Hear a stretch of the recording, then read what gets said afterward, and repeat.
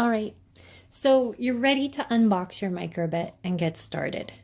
So the very first thing that we're going to do is just direct you to use the quick start guide on microbit.org. And that's what I've done. I've gone to microbit.org on my browser. And here, if you just click right here, I've got my microbit. I'm ready to get started. What do I need to get started? We're going to go to the quick start guide. Okay, so basically you're just going to follow this step by step in order to get your first experience with the microbit and begin to feel a little more comfortable plugging it in, where to go to start coding, those types of things. And so the very first thing is we're just going to pick what kind of platform are you going to be working on. So do you have a Windows computer? Do you have a Mac? Do you have Linux? Do you have a mobile or a tablet? Most likely you're going to have a Windows or a Mac. It would be unlikely you would have Linux. And you may be doing this on a laptop or a desktop, which are the computer choices over here, or you could be doing it on a phone or a tablet. For this, I'm working on a Windows computer, and so I'm going to leave this selected. If I wanted to change it to Mac, I would just click over and the directions will change to match. Okay, so I'm on Windows. So the first thing that it's asking me to do is connect it to my Windows PC. Okay, so what I've got here to get started is my microbit. I've got a connecting cable. You'll notice that it's got a USB end. And I've got a battery power pack, which I'm not going to use until later, but this is the equipment that should come with your basic kit. So the very first thing that it's asking you to do is connect the microbit to your computer using the micro USB cable. So you'll notice at the top on the back of your microbit, right in the center, is a port, and you're going to take the small end of the cable. It will only go in one direction, so if it's not going in easily, just remember you can flip it over. So what you're going to do is turn it. You should be able to see this little USB icon facing up, and wiggle it until it's nice and secure. And then take the other end. This is, again, you're going to look for that little USB icon, and you're going to plug it into your USB port on your computer. When you do that, you'll hear a nice little sound that's indicating that it has connected. And mine actually brings up my Windows Explorer, which is the place to view all of my different files on my computer. I'm not going to need that right now, so I'm just going to minimize that window. All right, so congratulations, you've just connected your microbit to your computer. That's really great. It does plug in very similar to how a flash drive will plug in. And so, but it doesn't hold files like a flash drive does, or a thumb drive, or a jump drive, depending on what you call that. So just know that it will plug in and show up much like a flash drive does. So the next thing we're going to do, move on to step 2, we're going to program it on your Windows PC. So there are 2 different, what we're going to call coding platforms or editors. And we're going to use the Make Code editor. And one other way, I could click this button, and then the Get Coding will bring that up. If you don't want to navigate there through their website, you can also just go do a Google search for Make Code, MakeCode, microbit, and it's the very first link that comes up. So you can navigate either way. Okay, so I already have several projects started. You likely won't have any of those on your desktop, but you're going to see the great big purple button.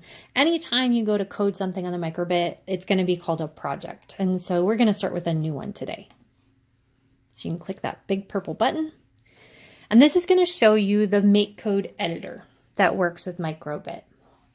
So over here on the left, you've got what's called the simulator. This is actually showing you what whatever code you end up building will look like without actually having to plug in a microbit. You can test it right within the editor. Next up, you'll have a series of menus down the center of the coding editor that have different names and different colors. So if you want to give one a click, the basic menu, the little menu pops up and you'll see that lots of these different, what they're called is code blocks, will show up. And each menu has a different set of code blocks that allow you to code the microbit to do different things. And so automatically, when you open up the coding platform, it's going to give you two code blocks called on start and forever. If you hover over these with your mouse, it will give you more information about what that code block does. So when I hover over on start, it tells me run code when the program starts. And over forever, it's going to repeat the code forever in the background.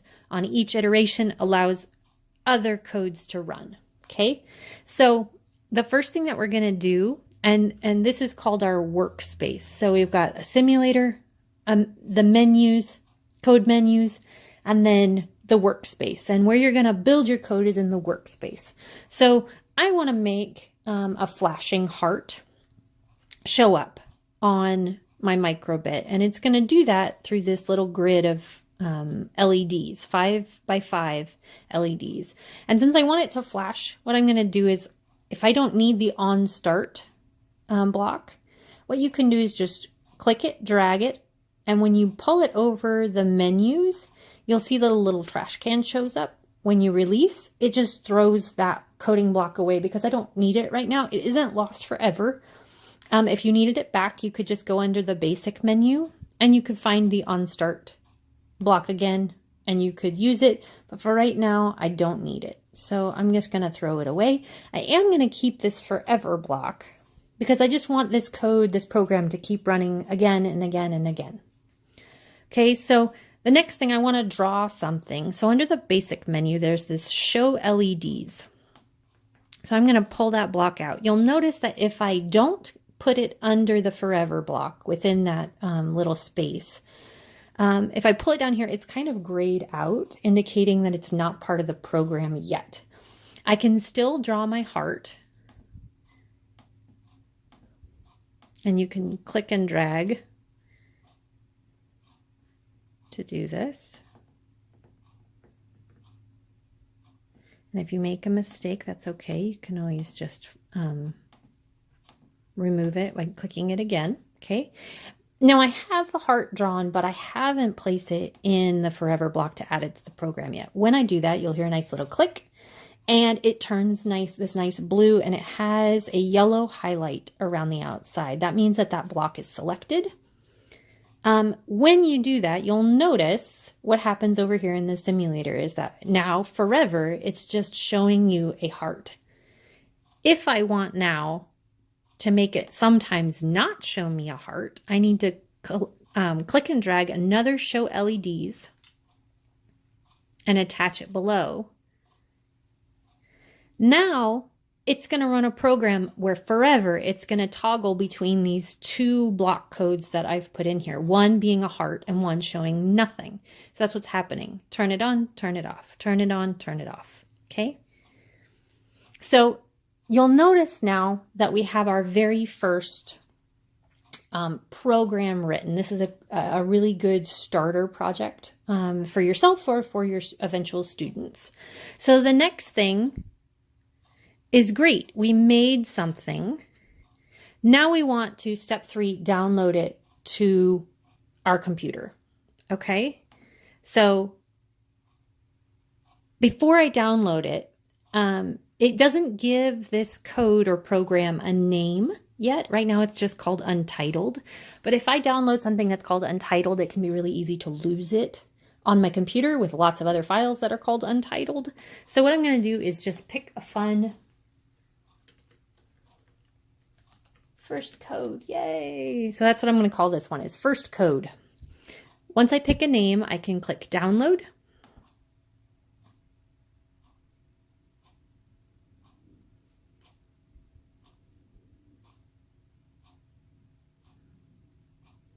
And what usually comes up is this download to your microbit.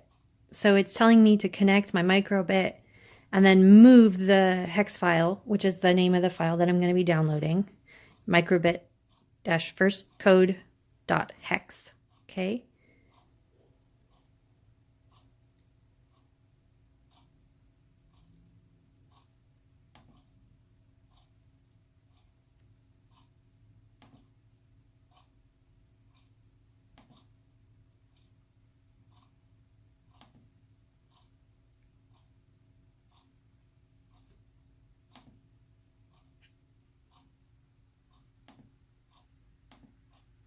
So one thing that it appears like nothing is happening, right?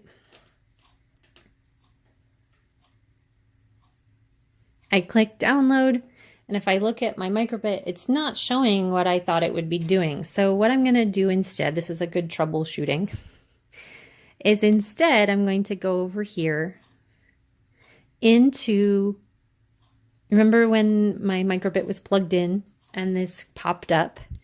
What we're going to do is go into the downloads folder.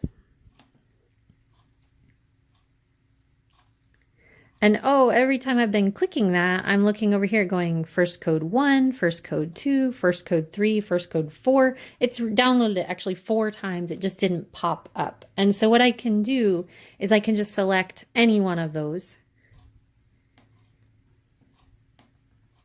I'm going to scroll down here. So just like a USB will show up in your Windows Explorer, right here, it's labeled microbit. It's called an E drive right now. So all I'm going to do is click on the file that I want to move. I'm going to drag it over to the microbit. I'm going to release it. When I do that, we'll see that there's a little yellow flashing on your microbit. That is indicating that it is actually uploading it. And what do we notice when it's now a solid yellow light, meaning it successfully moved over, and my code is now flashing. So congratulations, you've now downloaded and actually placed this on your microbit.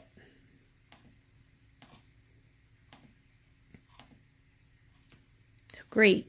So next, play it. Yep. So we went through the step of play it where I showed you that the yellow light will flash and then be solid. Your code is now working. We've tested it. It actually moved on to the microbit just fine. And step 5, master it, means you can just play around with more code. So what's something you'd like to do to change it? Maybe you want to try making it scroll your name. So one way, I'm going to close out of that. So if instead of using the flashing heart, now I don't need these anymore. Maybe I want to throw that one in the trash and throw this one in the trash. If instead I want it to forever scroll my name, maybe I want it to show, I'm going to use this block called show string, and it has a word hello in it. So right now what happens if I drag and drop that, put that in the forever. So on our simulator, we'll see that it's going to scroll the word hello, which is what it states in the code. And now I know that that's what's happening. So if I wanted to say my name instead, I'm going to have to select and change that text to say whatever it is that I would like it to say. Now you'll notice I've typed it, but it's not happening yet. Click outside of that code block and see how the code changes then. Okay. So one thing you'll notice, while I have created a new code in the editor, my microbit is still flashing my old code. And that's because I haven't downloaded this new code and placed it on my microbit yet. So I could call this one my name. Okay. So once I have that, again, I'm going to want to download. And just like last time, it's telling me that I need to download it. Once I have it downloaded, it may seem like nothing has happened. I can go into the downloads. There it is, my name. I can drag and drop that over to the microbit.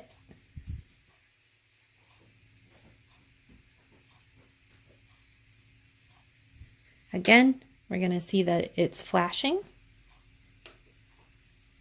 And there's my name. So take a photo, shoot a video, show me how happy you are that you've actually done some coding with the microbit, and you can see just how easy it is to get started. I can't wait to see what you're able to do.